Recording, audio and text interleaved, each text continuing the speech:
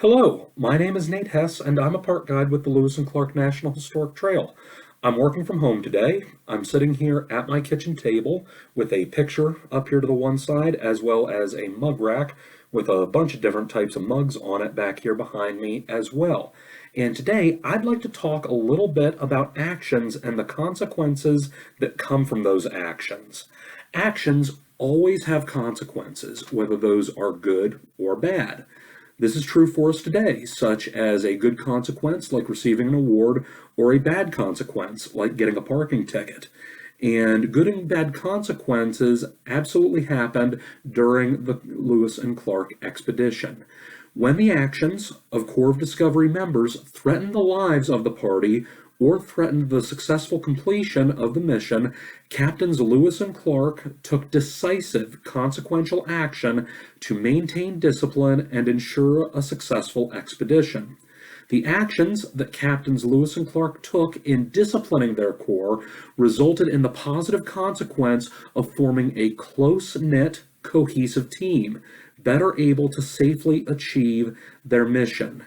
Now, when something went wrong on the Lewis and Clark expedition, when one of the men did something not so great, a court-martial would be called. This was basically a trial with members of the expedition serving as the court, and the members of that court would decide whether or not the soldier that performed the transgression was guilty or not, and they would also decide what type of punishment, if guilty, that soldier would be given.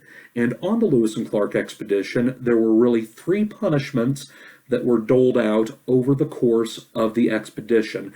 The first punishment that was given on the expedition, and it was by far the most common physical punishment doled out via court-martial, was flogging, or basically being whipped. The sentenced soldier would be bound with his hands above his head to a whipping post or a tree, and one of the three sergeants of the expedition would whip the man's back. At the time of the Lewis and Clark expedition, the limit of lashes given to a soldier was capped out at 100 lashes. In certain cases, the punishment was given equally over 4 days, basically 4 days of 25 lashes over those 4 days, to make the punishment a bit more severe. Another punishment that was utilized at least once on the expedition was running the gauntlet. The guilty soldier was made to basically move between two rows of men comprised of the other members of the expedition, while those two rows struck that soldier, moving between them, with ramrods, switches, or bundles of switches. A non-commissioned officer, basically one of the three sergeants of the expedition, walked backwards in front of the prisoner with a sword or an espontoon, basically a type of spear, pressed against the man's middle, while moving him forward with a rope tied around his wrists. This punishment was utilized to punish the deserter, Moses Reed, on the expedition, probably the most famous court-martial of the expedition. The men forming the gauntlet carried bundles of switches, 9 each, and Moses Reed ran the gauntlet 4 times. Reed conceivably could have suffered 828 strokes from the bundles of switches. Quite the punishment. A third, very drastic punishment meted out on the expedition, and this isn't a type of corporal punishment either, but this punishment was dismissal from the permanent party of the expedition. And this basically meant that if you were part of the group that was meant to go all the way to the Pacific and back, that honor was stripped from you. It was meant to shame the soldier that was given the punishment. And that was done twice on the expedition. Moses Reed, the deserter, was kicked out of the permanent party, as well as a gentleman by the name of John Newman was kicked out a bit later on in the expedition for uttering mutinous phrases on the expedition. This was meant to shame those two recipients, make an example to the other corps members, and remove a possible poor influence before moving deep into the wilderness on the latter parts of the expedition.